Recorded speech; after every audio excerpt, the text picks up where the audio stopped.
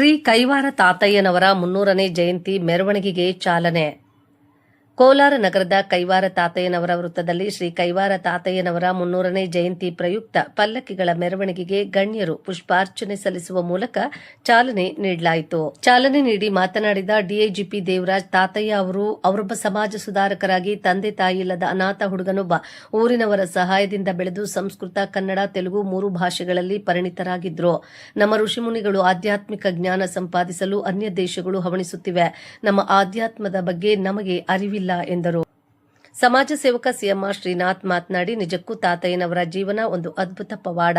ತಾತಯ್ಯನವರು ಯೋಗಿ, ಬಾಳಿನಲ್ಲಿ ಕವಿಯಾಗಿ, ಸಮಾಜಮುಖಿ ಚಿಂತಕರಾಗಿ, ಸಾಮಾಜಿಕ ಪಿಡುಗುಗಳನ್ನು ಬಗೆಹರಿಸಿದ ಹರಿಕಾರನಾಗಿ ಕೈವಾರ ನಾರಾಯಣಪ್ಪ ಸಾರ್ಥಕತೆಯನ್ನ ಕಂಡಿದ್ದಾರೆ. ಒಟ್ಟಾರೆಯಾಗಿ ಸಾಹಿತ್ಯ, ವಿಜ್ಞಾನ, ತಂತ್ರಜ್ಞಾನ, ಆರ್ಥಿಕ, ರಾಜಕೀಯ, ಧಾರ್ಮಿಕ ಮತ್ತು ಆಧ್ಯಾತ್ಮಗಳಲ್ಲದವರ ಸಮಹಿತ ಮಿಶ್ರಣವಿರುವ ತಾತಯ್ಯನವರ ವಿಚಾರಧಾರೆಗಳು ಎಲ್ಲ ಕಾಲಕ್ಕೂ ಅನ್ವಯಗೊಳ್ಳುವ ಗುಣ ಹೊಂದಿದೆ. ಹೀಗಾಗಿ ಅವರು ಮತ್ತೆ ಮತ್ತೆ ಪ್ರಸ್ತುತವಾಗುತ್ತಾರೆ ಎಂದು ತಿಳಿಸಿದರು. ಕೈವಾರ ತಾತಯ್ಯನವರ ಭಾವಚಿತ್ರವುಳ್ಳ ಪಲ್ಲಕ್ಕಿಗಳು ನಗರದ ಪ್ರಮುಖ ಬೀದಿಗಳಲ್ಲಿ ಸಂಚರಿಸಿ ಜೊತೆಯಲ್ಲಿ ಬಲಿಜಿಗ ಸಮುದಾಯದ ಮುಖಂಡರು, ಕುಲಬಾಂಧವರು ಹೆಜ್ಜೆ ಹಾಕುತ್ತಾ ಮೆರವಣಿಗೆಯಲ್ಲಿ ಪಾಲ್ಗೊಂಡರು. ಈ ಸಂದರ್ಭದಲ್ಲಿ ಸಂಸದ ಮಲ್ಲೇಶ್ ಬಾಬು, ಮುಖ್ಯಮಂತ್ರಿ ಮಾಧ್ಯಮ ಸಲಹೆಗಾರ ಕೆಬಿ ಪ್ರಭಾಕರ್, ಹಿರಿಯ ಪತ್ರಕರ್ತ ಕೆಎಸ್ ಗಣೇಶ್, ಬಲಿಜಿಗ ಸಮುದಾಯದ ಮುಖಂಡರು, ಕುಲಬಾಂಧವರು ಹಾಗೂ ಸಾರ್ವಜನಿಕರು ಭಾಗವಹಿಸಿದರು. ಅದರ ಜೊತೆಗೆ ಒಬ್ಬ ಮನುಷ್ಯ ಭವಿಷ್ಯವನ್ನು ನುಡಿಬೇಕು ಅಂದರೆ ಆ ಮನುಷ್ಯ ತನ್ನ ಆಲೋಚನೆಗಳಲ್ಲಿ ಪರಿಪೂರ್ಣತೆಯನ್ನು ಹೊಂದಿರಬೇಕು. ಪರಿಪೂರ್ಣತೆ ಅಂದರೆ ಏನು ಅಂದರೆ ಕಿಂಚಿತ್ತು ಕಲ್ಮಶ ಮತ್ತು ಕೆಟ್ಟದ್ದನ್ನು ಮೈಗೂಡಿಸ್ಕೊಳ್ಳೋದಾಗಲಿ ತಲೆಯಲ್ಲಿ ಉಳ್ಕೊಂಡಿದ್ರೆ ಆ ಮನುಷ್ಯನಿಗೆ ಭವಿಷ್ಯ ನುಡಿಯೋದಕ್ಕಾಗಲಿ ಭವಿಷ್ಯ ಬರೆಯೋದಕ್ಕಾಗಲಿ ಬರೋದಿಲ್ಲ. ಸೊ ಆ ನಿಟ್ಟಿನಲ್ಲಿ ನಮ್ಮ ಕೈವಾರ ನಾರಾಯಣ ತಾತಯ್ಯನವರು ಪರಿಶುದ್ಧವಾದ ಒಂದು ಆತ್ಮ, ಪರಿಶುದ್ಧವಾದ ಒಂದು ಜೀವ. ಹಾಗಾಗಿ ಅವರು ಮುಂದೆ ಏನು ನಡೆಯುತ್ತೆ ಅಂತ ಕಾಲಜ್ಞಾನವನ್ನು ಹೇಳೋದಕ್ಕೆ ಸಾಧ್ಯ ಆಯಿತು. ಹೇಳಿದ ಯುವಜನತೆಯಲ್ಲಿ ನಾವು ಒಂದು ಜ್ಞಾನವನ್ನು, ಅದ್ರ ಬಗ್ಗೆ ಅವೇರ್ನೆಸ್ ಅನ್ನು ತಂದರೆ ಯುವಜನತೆ ಒಳ್ಳೆ ದಾರಿಯಲ್ಲಿ ನಡಿಬೋದು ಅಂತ ನನ್ನ ವೈಯಕ್ತಿಕ ಭಾವನೆ. ನೀವು ಭಾಳಷ್ಟು ಜನ ನೋಡಿರಬೇಕು, ಇತ್ತೀಚಿನ ದಿನಗಳಲ್ಲಿ ವಾರದಲ್ಲಿ ಭಾಳಷ್ಟು ಸರಿ ನಮ್ಮ MS ರಾಮಯ್ಯನವರ ಜ್ಯೇಷ್ಠ ಪುತ್ರ ನೋಡಿದಿರಲ್ವ, ನೀವೆಲ್ಲ ನೋಡಿರಬೇಕು ಅನ್ಸುತ್ತೆ.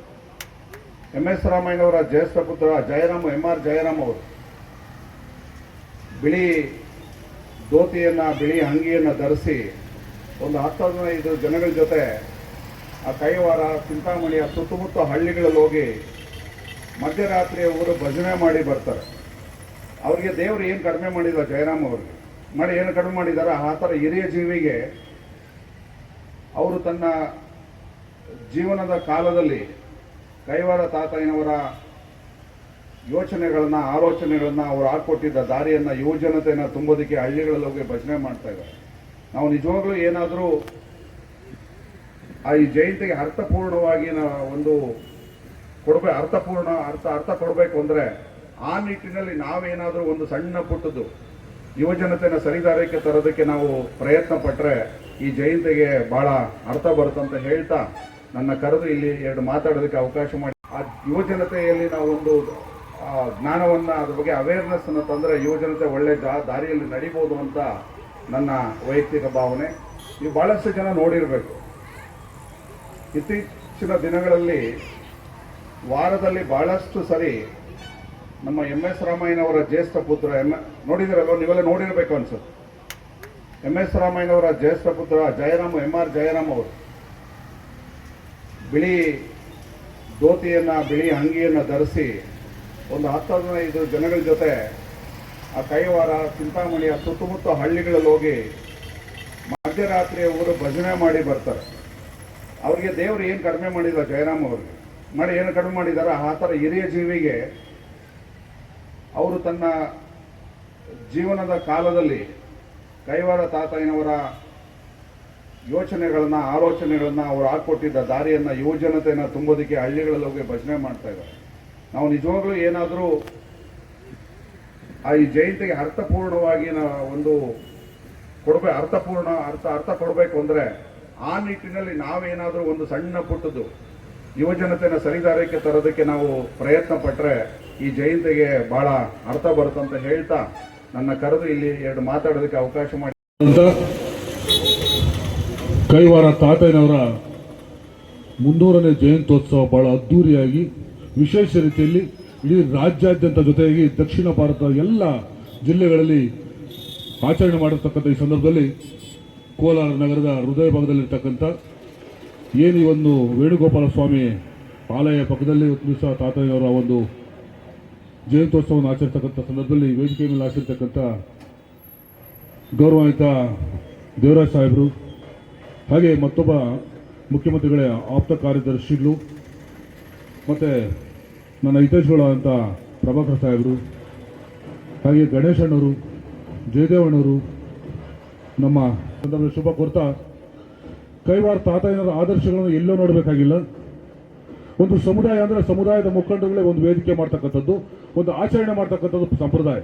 ಆದರೆ ಕೈವಾರ ತಾತಯ್ಯನ ಸಿದ್ಧಾಂತ ಸರ್ವ ಜನಾಂಗೀಯ ಶಾಂತಿಯ ತೋಟದಲ್ಲಿ ಎಲ್ಲ ಜಾತಿ ವರ್ಗಗಳು ಒಂದೇ ರೀತಿಯಲ್ಲಿ ಇರಬೇಕು, ಸಮಾಜ ನಿರ್ಮಾಣ ಮಾಡೋ ನಿಟ್ಟಿನಲ್ಲಿ ಇವತ್ತು ದಿವಸ ಸಂಸ್ಥೆಯ ಈ ಸಂಘದ ಪದಾಧಿಕಾರಿಗಳು ಅದೇ ರೀತಿಯಲ್ಲಿ ಎಲ್ಲ ಸಮುದಾಯದನ್ನು ಒಂದೇ ವೇದಿಕೆ ಮೇಲೆ ಕೂರಿಸಿ ನಾವೆಲ್ಲರೂ ಒಂದೇ ಅಂತಕ್ಕಂಥ ಒಂದು ಸಂದರ್ಭ ಸನ್ನಿವೇಶಗಳು ಎದುರಾಗ್ತವೆ ಅನ್ನೋದನ್ನ ಮುಂಚೆನೆ ತಿಳಿಸಿದಾಗ ನಾವು ಅದಕ್ಕೆ ತಕ್ಕನಂಗೆ ಒಂದು ಬದುಕು ರೂಪಿಸಿಕೊಳ್ಳಲಿಕ್ಕೆ ಬಹಳ ಅತ್ಯುತ್ತಮವಾದ ಒಂದು ಭವಿಷ್ಯದ ಮಾರ್ಗದರ್ಶಿ ಅಂತ ಹೇಳ್ಬೋದು.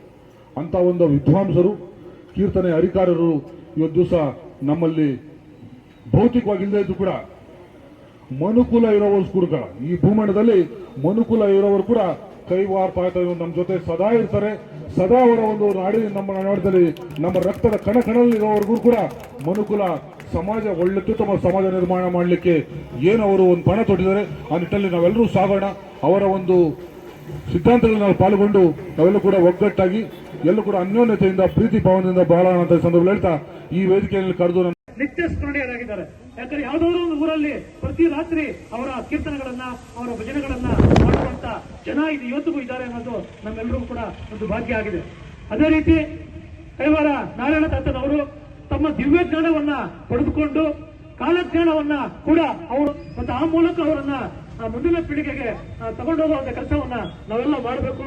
ಅದಕ್ಕೆ ಈ 300ನೇ ಜಯಂತಿ ಕಾರ್ಯಕ್ರಮ ಒಂದು ನಾಂದಿ ಆಗಲಿ ಅಂತ ಆಡ್ತಾ ನಮ್ಮೆಲ್ಲ ಯುವ ಮಿತ್ರರು ಏನಿದ್ದಾರೆ ಅವರೆಲ್ಲರೂ ಕೂಡ ಈ ನಿಟ್ಟಿನಲ್ಲಿ ಭಜನಾ ಮಂಡಳ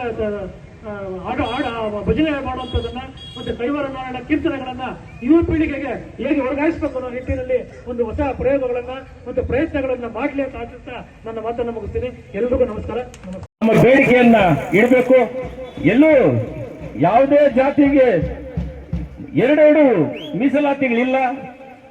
ಕೇವಲ ವಿದ್ಯಾಭ್ಯಾಸಕ್ಕೊಂದು ಮತ್ತೆ ಇನ್ನಿತರ ಅಂದ್ರೆ ಕೆಲಸಕ್ಕಾಗ್ಬೋದು ಮತ್ತೆ ರಾಜಕೀಯದಲ್ಲಾದ್ರೆ ಒಂದು ಅಲ್ಲಿ ಮೀಸಲಾತಿ ಬೇರೆ 3 ಏನಲ್ಲಿ ಅಂತಂದ್ರೆ ಆ ಮೀಸಲಾತಿ ಯಾವುದೇ ಜಾತಿಗಿಲ್ಲ. ಕೇವಲ ನಮ್ಮೊಂದು ಜಾತಿಗೆ ಇದ್ಯಾಕೋ ಅದೊಂದು ಶಾಪವಾಗಿ ಕಾಡ್ತಾ ಇದೆ ಸರ್. ದಯವಿಟ್ಟು ತಾವು ಮಾನ್ಯ ಮುಖ್ಯಮಂತ್ರಿಗಳ ಹತ್ರ ಇದನ್ನ ಪ್ರಸ್ತಾಪ ಮಾಡಿ ತಾವೇನಾದ್ರೂ ನಮ್ ಕರೆ ಕೊಟ್ರೆ ಅದಕ್ಕೆ ಯಾವ ರೀತಿ ನಾವು ಅರ್ಜಿ ಕೊಡಬೇಕು, ಮನವಿ ಕೊಡಬೇಕು, ಏನ್ ಮಾಡ್ಬೇಕು ಅಂತ ತಾವು ಹೇಳಿದ್ರೆ ನಾವು ಅದನ್ನ ಕೋಲಾರ ಜಿಲ್ಲೆಯ ಪರವಾಗಿ ಎಲ್ಲರ ಪರವಾಗಿ ನಾನು ಅದನ್ನ ತಮ್ಮಲ್ಲಿ ಬೇಡಿಕೆ ಸಲ್ಲಿಸ್ತಾ ಇದ್ದೀನಿ ಸರ್. ಮತ್ತೆ ನಿಗಮ ಮಂಡಳಿ ಆಲ್ರೆಡಿ ಸ್ಥಾಪನೆ ಆಗಿದೆ ಸರ್. ದಯವಿಟ್ಟು ನಮ್ಗೆ ಅನ್ಯಾಯ ಆಗ್ತಾ ಇದೆ. ನಿಮ್ಮೆಲ್ಲರ ಪರವಾಗಿ ನಾನು ಇವತ್ತು ಮಾನ್ಯ ಮುಖ್ಯಮಂತ್ರಿಗಳ ಮಾಧ್ಯಮ ಸಲಹೆಗಾರರಲ್ಲಿ ಅದನ್ನು ಹೇಳ್ತಾ ಇದ್ದೀನಿ. ಎರಡನೇ ಮತ್ತು ಏನು ನಿಗಮ ಸ್ಥಾಪನೆ ಆಗಿದೆ ಅದಕ್ಕೆ ಅತಿ ಶೀಘ್ರವಾಗಿ ಕರೆದು ಒಂದು ಸಭೆ ಕರೆದು ಅದಕ್ಕೆ ಒಂದು ಸಮಿತಿ ರಚನೆ ಆಗಬೇಕು ಅಂತ ತಮ್ಮಲ್ಲಿ ಬೇಡ್ಕೊಳ್ತಾ ಇದ್ದೀವಿ ಸರ್. ಎರಡೇ ಮುಖ್ಯವಾದ ಬೇಡಿಕೆಗಳು ಸರ್. ದಯವಿಟ್ಟು ನಾವು ಜನಾಂಗದ ಪರವಾಗಿ ಕೇಳ್ತಾ ಇದ್ದೀವಿ ಸರ್. ಕೋಲಾರ ಸ್ಥಳೀಯವಾಗಿ ಯಾವುದೂ ಕೇಳ್ತಾ ಇಲ್ಲ, ನಾವು ಎಲ್ಲರ ಪರವಾಗಿ ಕೇಳ್ತಾ ಇದ್ದೀವಿ. ಇಷ್ಟೆಲ್ಲ ಹೇಳ್ತಾ ಈಗಾಗಲೇ ಮೆರವಣಿಗೆಗೆ ಚಾಲನೆ ನೀಡಬೇಕು ಅಂತ ಕೋರ್ತೀನಿ. ಆಮೇಲೆ ಇನ್ನೊಂದು ಒಂದೇ ಸರ್ ಒಂದೇ ನಿಮಿಷ. ನಮ್ಮ ಪುಟ್ಟರಾಜ್ ಅವರು APMC ಪುಟ್ಟರಾಜ್ ಅವರು ಪ್ರತಿ ಹುಣ್ಣಿಮೆ ದಿನ ಕೈವಾರಕ್ಕೆ ತರಕಾರಿಯನ್ನ ಕಳಿಸ್ತಾರೆ. ದಯವಿಟ್ಟು ಜೋರ ಚಪ್ಪಾಳೆ ಅವ್ರಿಗೊಂದು ಸನ್ಮಾನ ಮಾಡೋಣ ಅಂತ. ಪ್ರತಿ ಹುಣ್ಣಿಮೆ ದಿನ ಚಾಚೆ ತಪ್ಪದೆ ಕಳಿಸ್ತಾರೆ. ಈರಣ್ಣವ್ರು ಬಂದಿದ್ದಾರೆ, ಹಿರಿಯ ಮುಖಂಡರು, ನಮ್ಮ ಬಲ್ಜ್ ಮುಖಂಡರು, ಅವ್ರಿಗೂ ಸಹ ವೇದಿಕೆ ಪರವಾಗಿ ಸ್ವಾಗತ ಕೊಡ್ತಾ ಇದ್ದೀನಿ.